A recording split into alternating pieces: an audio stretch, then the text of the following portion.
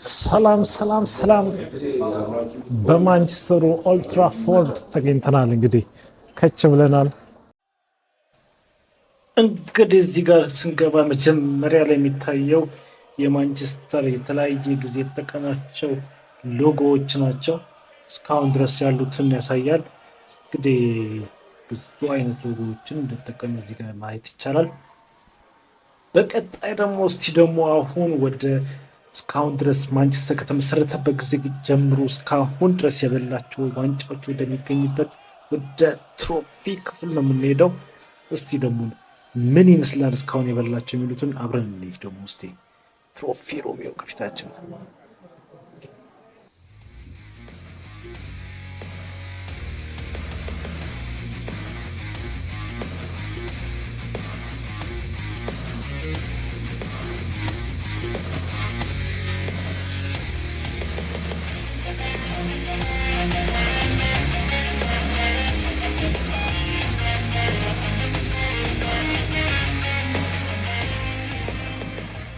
እንደምንችል ያናቅም ስለ ዩናይትድ ስንወራ እንደውም አሁን ዋንጫ ያለመብላቱ ሚስጥር ቦታ ስለሌለው ነው የሚለውን ነገር ዋንጫ ማስቀመጫ ቦታ የለውም፣ ለዛ ነው ዋንጫዎችን የማይበላው የሚለውን ነገር እንትን አሁን በቃ እውነት እንደሆነ አረጋግጫለሁ።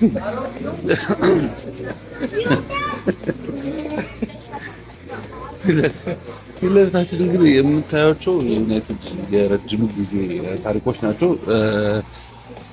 እሺ አሁን እንግዲህ እዚህ ጋር የምታዩቸው ዋንጫዎች ፊት ለፊት የምታዩት ዋንጫ እንግዲህ ዩናይትድ ለ20 ጊዜ ያነሳው የፕሪሚየር ሊግ ዋንጫ ነው ማለት ነው። እና ሌሎችም የኤፍ ኤ ካፕ የመሳሰሉት ዋንጫዎች እንግዲህ እዚህ የምታዩት ነው።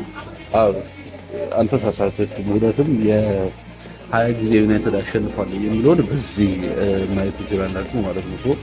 ይሄ የዩናይትድ ሳክሰስ ብዙዎች ተናግረው ብዙዎች ብዙ ነገር ለማለት ጥሩ እስካሁን በቃላት መግለጽ ያልቻሉ ሰክሰስ ነው። እንግዲህ ዩናይትድ ማንም ክለብ ሊደግሞ ያልቻለው በሚባል ደረጃ ማለት ነው።